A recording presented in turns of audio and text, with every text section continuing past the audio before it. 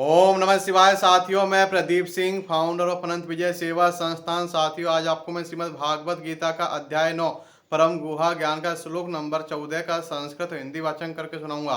श्लोक नंबर 14 है, सततं कीर्तयन्तो माम यतन्तश्च दृढव्रता नमस्यन्तस्य च मां भक्त्या नित्ययुक्ता उपासते।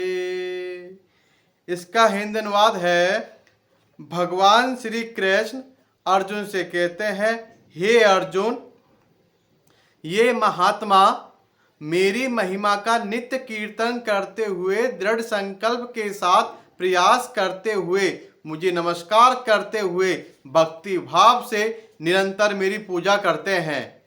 तात्पर्य है, सामान्य पुरुष को रबड़ की मुहर लगाकर महात्मा नहीं बनाया जाता। यहाँ पर उसके लक्षणों का वर्णन किया गया है।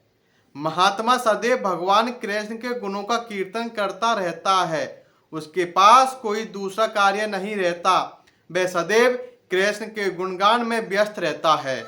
दूसरे शब्दों में, वह निर्विशेषवादी नहीं होता। जब गुणगान का प्रश्न उठे तो मनुष्य को चाहिए कि वह भगवान के पवित्र नाम, उनके नित्य रूप, उनके दिव्य गुणों तथा उनकी असामान्य लीलाओं की प्रशंसा करते हुए परमेश्वर को महिमान्वित करे। उसे इन सारी वस्तुओं को महिमान्वित करना होता है। अतः महात्मा भगवान के प्रति आसक्त रहता है। जो व्यक्ति परमेश्वर के निराकार रूप ब्रह्म ज्योति के प्रति आसक्त होता है, उसे भगवत गीता में महात्मा नहीं कहा गया है। उसे अगले श्लोक में अन्य प्रकार से वर्णित किया गया है। महात्मा सदैव भक्ति के विविध कार्यों में यथा विष्णु के श्रवण कीर्तन में व्यस्त रहता है, जैसा कि श्रीमद् भागवत में उल्लेख है। यही भक्ति श्रवणम कीर्तनम विष्णु तथा स्मरण है। ऐसा महात्मा अंततः भगवान के 5 दिव्य रसों में से किसी एक रस में उनका सानिध्य प्राप्त करने के लिए दृढ़व्रत होता है। इसे प्राप्त करने के लिए वह मनसा वाचा कर्मणा अपने सारे कार्यकलाप भगवान कृष्ण की सेवा में लगाता है। यही पूर्ण कृष्ण भावनामृत कहलाता है।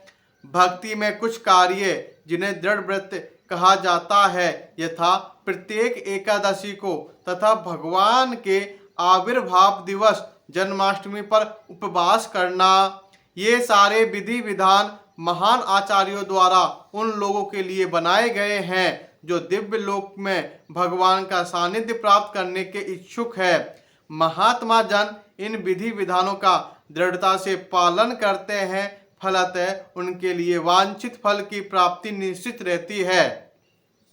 जैसा कि इसी अध्याय के 2 श्लोक में कहा गया है, यह भक्ति न केवल सरल है अपितु इसे सुखपूर्वक किया जा सकता है। इसके लिए कठिन तपस्या करने की आवश्यकता नहीं पड़ती। मनुष्य सक्षम गुरु के निर्देशन में इस जीवन को गृहस्थ, सन्यासी या ब्रह्मचारी रहते हुए भक्ति में बिता सकता है। वह संसार में किसी भी अवस्था में कहीं भी भगवान की भक्ति करके वास्तव में महात्मा बन सकता है। श्लोक नंबर 14 का संस्कृत और हिंदी वाचन यह है।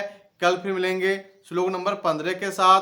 ओम नमः शिवाय साथियों, धन्यवाद।